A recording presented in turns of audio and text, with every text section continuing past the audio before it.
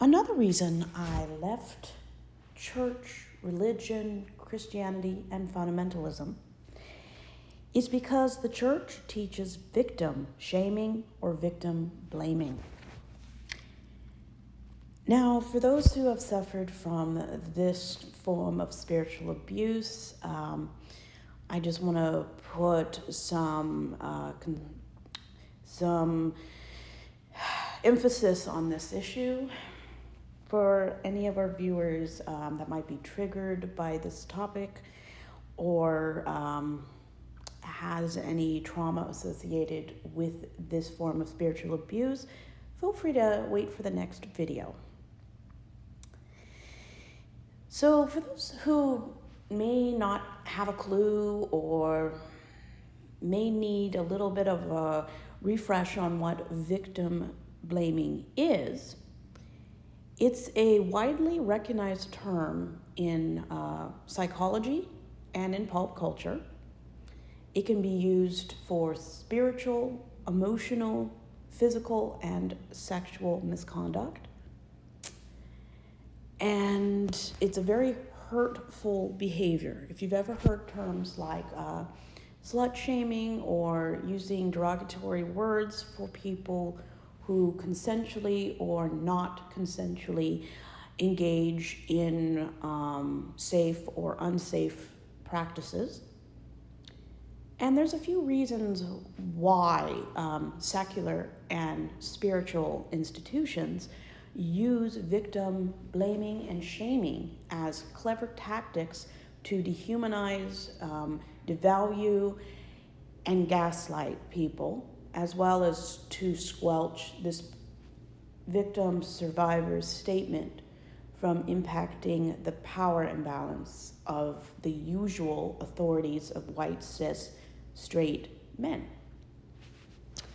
Some of these harmful behaviors can manifest in churches, and we're just going to dwell on churches at the moment. These are a few ways that victims and survivors are impacted by this shaming and blaming. Discrediting the victim, shifting the focus onto the victim's character, credibility, dress, past actions, marital or sexual status. It can cause or they can use to cast doubt on claims of abuse. This might involve questioning their morality, lifestyle, mental state to reduce concerns about the leader's mishandling or misconduct involving the situation or another person in power. If you've ever heard the term, what was she wearing? How much was she drinking? And don't misunderstand me here. This isn't just a womanly or female problem. This happens to men as well. I would say there are fewer male survivors reporting these kind of misconducts against women or men because of the double standard that men can't be victims. If you've been following the court case of the Menendez brothers from 1989 all the way to their parole hearing in August of 2025, you'll notice that some people believe that they wouldn't be in prison half the time they have spent if they were women. Another way they do it is by blaming and shaming, suggesting that a victim or survivor was responsible or partially asking for this behavior by provoking abuse by their actions or lack of actions, which somehow could have contributed to a positive or negative experience.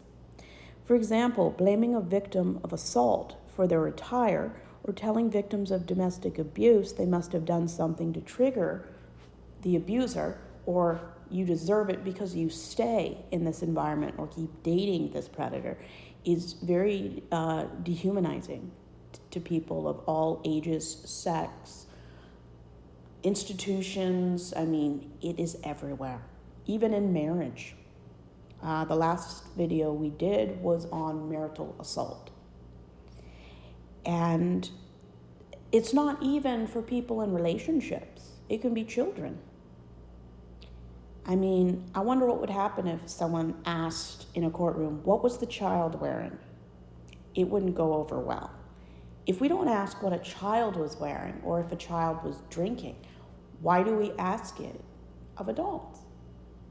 It should not matter how a person dresses, talks, whether or not they understand what was going on. It's still abuse. It's probably a crime, depending on what state, country, or territory you're in. Another way is silencing and covering up. Now, if you've been following the news in the past 10 years about specifically Catholic, Baptist, and United Methodist denominations of Christianity, whether Protestant or Catholic doesn't really matter. The denominations with the highest records of abuse, silencing, stonewalling, and shaming, Catholics are number one, second is Baptist, and third is United Methodist. You can Google this information, a simple Google search by looking at police statements and official documents that the Baptist churches have released to the public will show the information I'm saying is accurate. If you combine all of the denominations, 40,000 in Christianity, you'll see that not one denomination hasn't been cursed with this sex abuse, regardless of age. There can be no consent if one of the two people is in a position of authority, whether it's legal, spiritual, medical, familial. If one of you, usually the older party, is in a position of authority, consent cannot exist.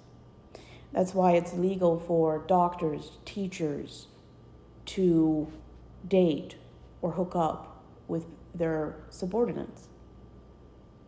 The same should be true with pastors, music leaders, teachers, Sunday school teachers especially.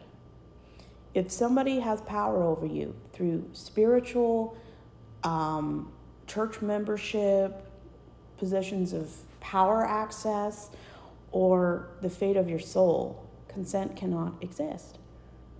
So when they silence and cover up these things, usually it's done by people who are cis and straight, usually men. Now, don't get me wrong, women are some of the most effective enforcers and enablers of abuse.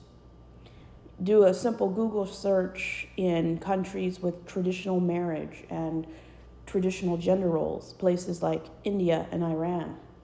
Most of the male abuse would never continue or begin without the older women teaching the younger women, family or by marriage, and enforcing these toxic stereotypes, or in the most extreme, physical violence and honor killings.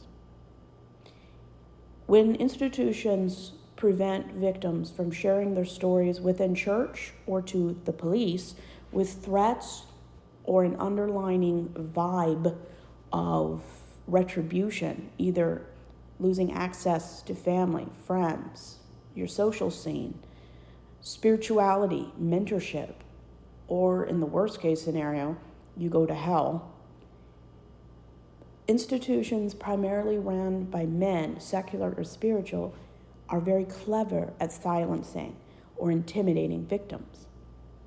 This includes gaslighting, which is when people try to make you doubt what you see, how you perceive your reality, and whether or not you can trust what you see or trust the inner voice. Gaslighting involves when a victim is made to doubt their own experiences by using threats, manipulation, indoctrination, or silencing. Another very clever way of silencing people and shaming is denying the abuse occurred, the severity, or even that you reported it. Now, you will probably understand the word stonewalling. Stonewalling is basically building an emotional, physical, or spiritual wall that limits communication between investigation, between pastors or people in authority that try to investigate, and keeping the victim, the survivor, or the reporter in the loop. And while in therapy, I learned a lot about stonewalling and gaslighting. The Webster's Dictionary would call stonewalling means to delay, to block a request, process, or person by refusing to answer questions or by giving evasive or complicated answers that are hard to understand. So basically, they ghost you, whether or not it's complete isolation or if they update you with really nothing.